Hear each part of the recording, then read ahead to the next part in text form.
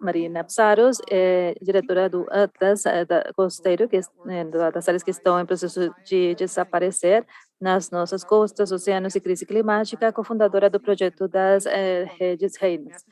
Também ela tem um mestrado em política ambiental, planejamento urbano do Instituto de Massachusetts, o MIT, e também tem vários programas públicos e privados em diversos setores, tanto públicos e privados, durante os últimos 15 anos.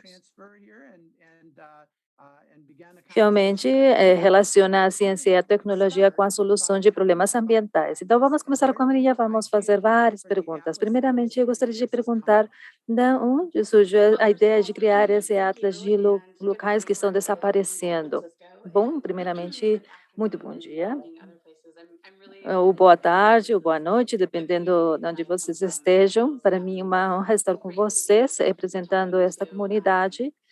E é um prazer realmente poder falar com todos vocês. Eu trabalhei com a OIA há muito tempo e temos trabalhado no projeto das Marés Rei e do Kental Project, e foi aí que surgiu essa ideia de criar esse atlas de locais que estão desaparecendo. Basicamente, eu pesquisei o que estava fazendo esse projeto de Maria Reina, e ao estarmos falando nesse sentido, não sei se vocês, bom, não, ninguém tinha escrito um livro a esse respeito.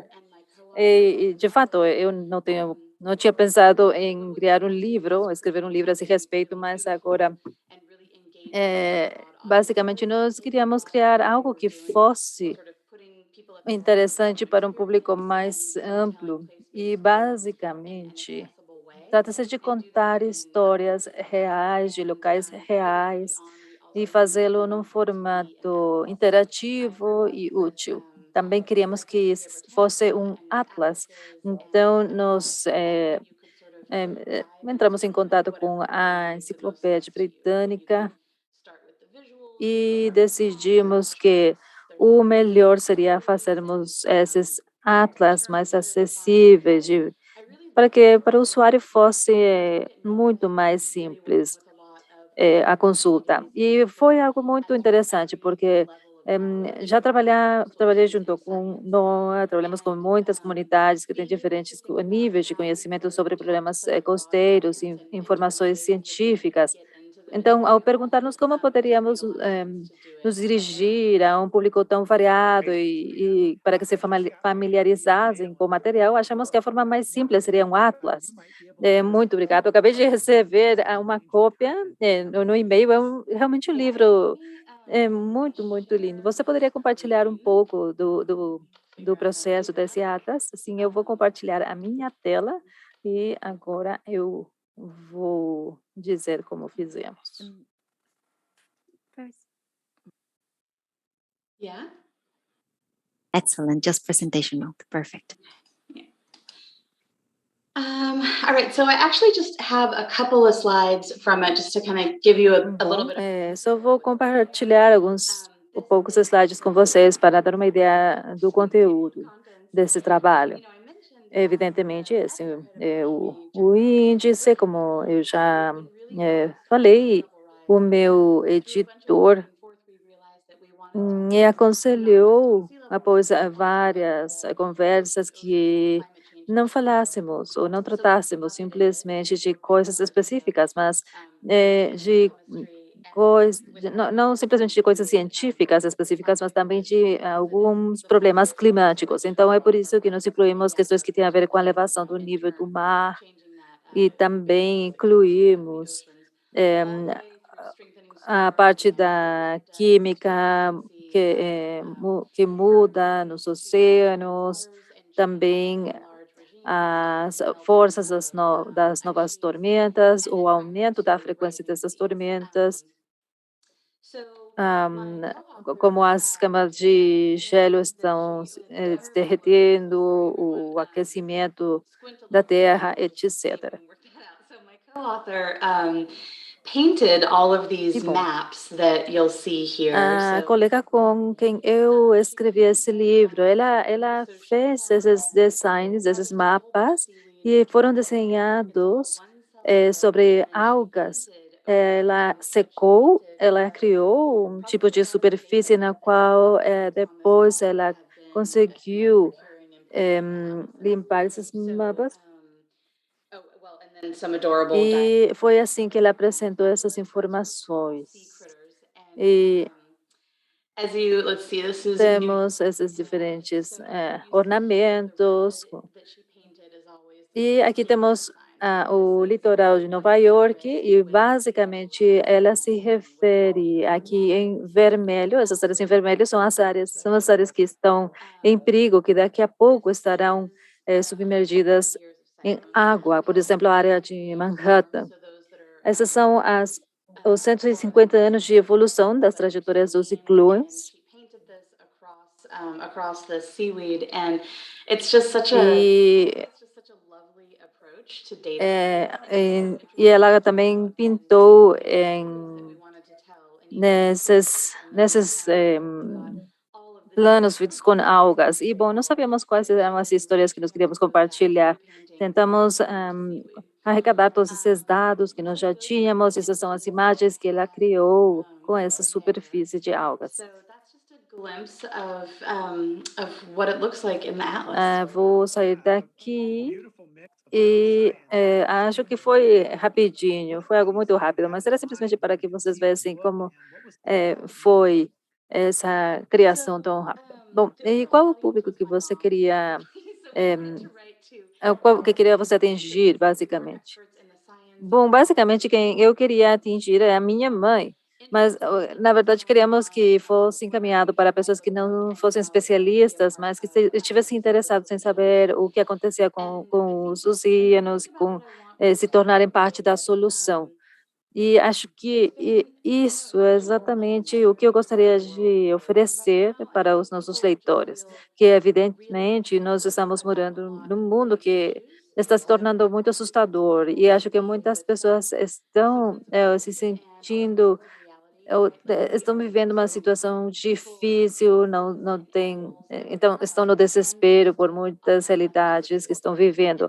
Mas na verdade, nós evidentemente estamos vivendo com muitas realidades, com muitos animais, e nós gostaríamos de salvar tudo. Então essa é uma ferramenta que poderia nos ajudar para começar a observar quais são os cenários prováveis para saber como e onde devemos resgatar.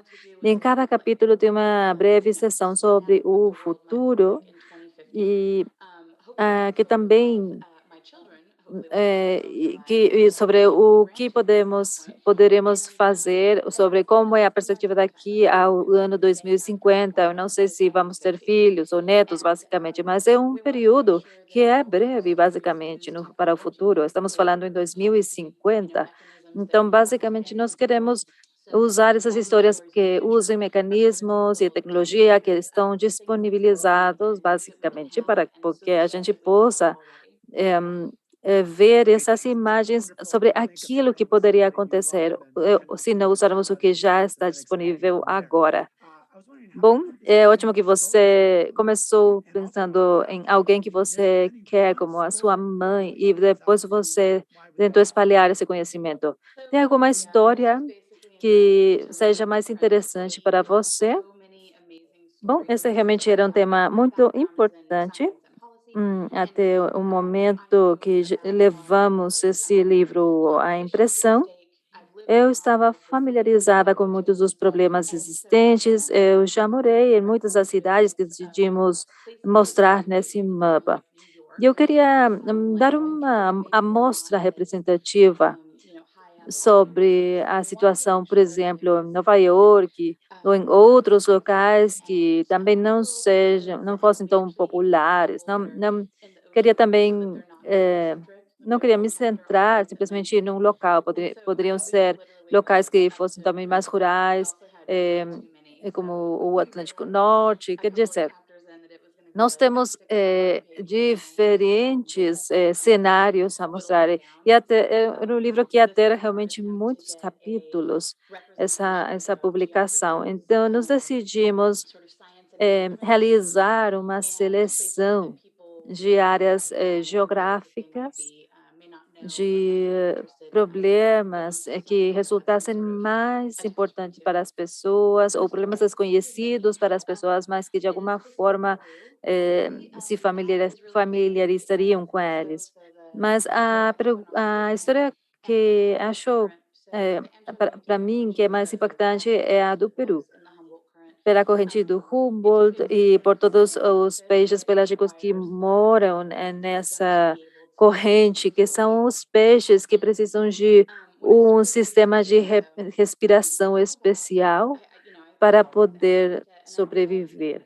It's such an interesting like critter because it unites E rural ao pig estarmos tomando with essas decisões, acho que esse animal foi o que mais chamou a minha atenção. right? So this fish is not really consumed just raw or for itself. It's made into like commodity O and peixe pelágico feed hum, and fish oil hum, tablets. é comestível, porém não é muito comum, não é muito popular. É usado para para o alimento para o gado. Quer dizer que são peixes que estão nadando nessa corrente, mas tem um impacto importante para o mundo. E para mim essa é uma das histórias que é mais interessante para o contar. É realmente o que é importante revelar como existem essas relações, como esse pequeno animal nessa corrente do Humboldt tem uma repercussão importante para o mundo todo. E, bom, eu morava em Nova Orleans e, na verdade, eu adoro ver essas interrelações que você menciona nas suas histórias. Você já pensou em publicar o livro na forma digital? E por que você decidiu fazê-lo dessa forma, ou seja, físico ou digital? My co-author is Bom, evidentemente, nós sempre pensamos no recurso físico. Como eu falei, a we felt coautora like that way from the dessa get-go. obra, ela é pintora We knew it would e benefit to have a sort of nós estamos muito quality baseadas em click through recursos, format sim, for the digitais, porém presentation. queremos que But tivesse I uma also qualidade wanted de to, objeto, I que wanted to você have some pudesse sort of pegar as folhas e differentiation. manipular de So, alguma forma. each Mas eu chapter has também like a really queria que specific tivesse um format componente about digital. place-based story, sort of E, science issue, temos esse jargon, formato que tem a ver com a and história, está a like parte news stories of científica, também está a linguagem relevant especializada usada nessa história e o que acontece no futuro. who can Mas eu help pensei que me seria to ótimo ter write um their own chapter recurso of the atlas. digital ancorado a esse Information recurso meaning físico para que what todas as potential pessoas pudessem solutions, what are the things acessar, that people dependendo do lost that they're capítulo losing in the process. do Atlas, também para aproximar mais a comunidade, para saber o que está em risco de se perder, etc. E sobre o Atlas, mais uma pergunta. O que você aprendeu em termos de conservação que você não esperava descobrir? Os microplásticos. Isso para mim foi realmente avassalador.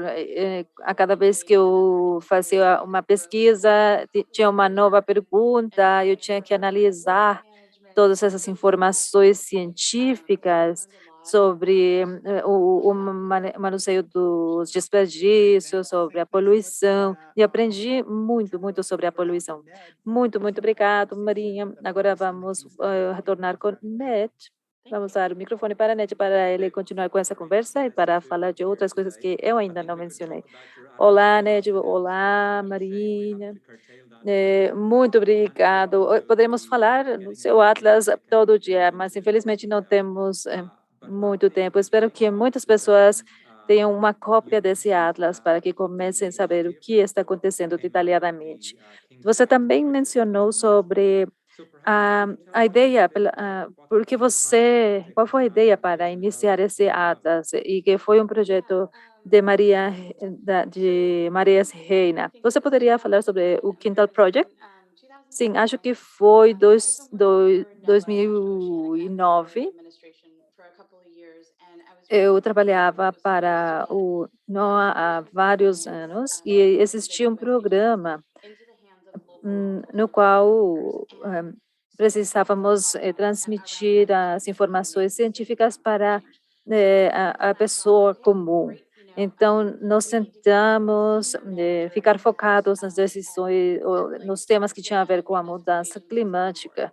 E, E também que queríamos de alguma forma envolver os altos funcionários das áreas locais. Então, criamos uma série de workshops, de treinamentos técnicos sobre todos esses impactos. E após mais ou menos um ano de contato constante, os gerentes de alto nível de todos esses organismos falaram que realmente era um tema muito importante, que eles concordavam com o planejamento, mas eles não tomavam a decisão.